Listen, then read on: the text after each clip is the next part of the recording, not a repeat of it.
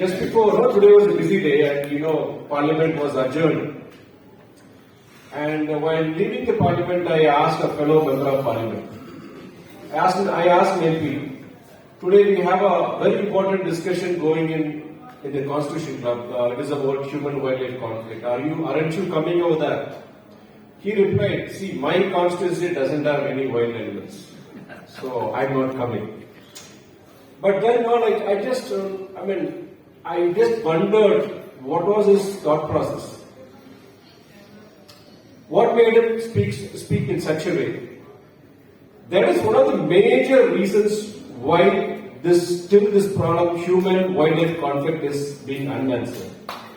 நமக்கு என்ன பிரச்சனை? நான் இன்னைக்கு தமிழ்ல சொல்றேன், உங்களுக்கு மலையாளத்துல உங்களுக்கு புரியும். ஒரு நாடாளுமன்ற உறுப்பினர்கிட்ட கேட்கிறேன் நான். இன்னைக்கு கான்ஸ்டிடியூஷன் கிளப்ல ஒரு முக்கியமான ஒரு விவாதம், ஒரு கூட்டம் நடந்துட்டு இருக்கு. மனித வனவிலங்கு இந்த பிரச்சனை இது சார்ந்த ஒரு கூட்டம், நீங்க வரலையான்னு கேட்கும் போது அவர் அந்த தோழர் சொல்றாரு, என்னுடைய தொகுதியில வனவிலங்குகள் இல்லை, அதனால எனக்கு பிரச்சனை கிடையாது, அதனால நான் வரலான்னு சொல்றாரு. நான் நினைச்சு ஏன் இப்படி சொல்றாரு? இப்ப என்னுடைய திருச்சி நாடாளுமன்ற தொகுதியிலையும் வனவிலங்குகள் கிடையாது. ஆனால் இன்னைக்கு திருச்சி மாத்திரம் கிடையாது, தமிழ்நாட்டில் இருக்கிற அத்தனை கிட்டத்தட்ட 75 விழுக்காடு மாவட்டங்கள் இந்த பிரச்சனைகளால் பாதிக்கப்பட்டிருக்கு. தமிழ்நாடு மாத்திரம் கிடையாது, இந்தியா முழுக்க இருக்கிற அத்தனை மாநிலங்களும் இந்த பிரச்சனை இருக்கு.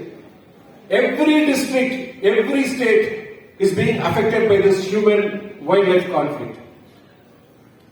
It is a major issue, as some of my earlier speakers put it.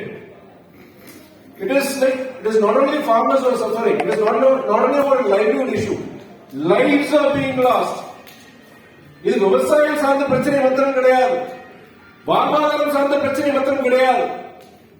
உயிர்களை நம்ம இழக்கிறோம் ஒவ்வொரு நாளும். இந்த கூட்டம் நடந்துட்டு இருக்க இதே நேரத்தில் இன்னைக்கு பல இடங்கள்ல இன்னைக்கு நம்முடைய இந்தியர்கள் மரணிக்கிறாங்க.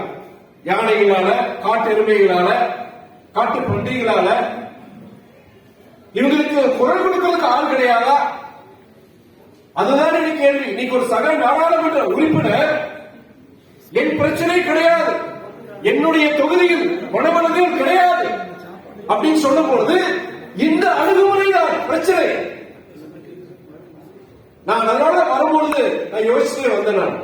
இன்னைக்கு ஈவினிங் ஃபிளைட்ல கிளம்பி போறேன். I have to take the evening flight to Chennai.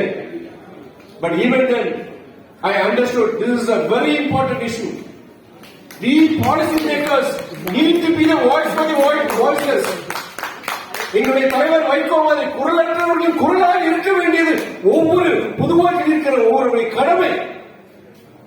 இவங்களுக்கு நம்ம பேசாம வேற யார் பேச போறாங்க? If we don't speak on behalf of the tribals, if we don't speak on behalf of the farmers, who's going to speak?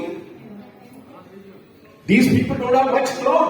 உங்களுக்கு பெரிய ஒரு பொருளாதார பலமோ, you don't have big organizations to speak on you. It is the duty of every MLA. It is the duty of every MP. It is the duty of every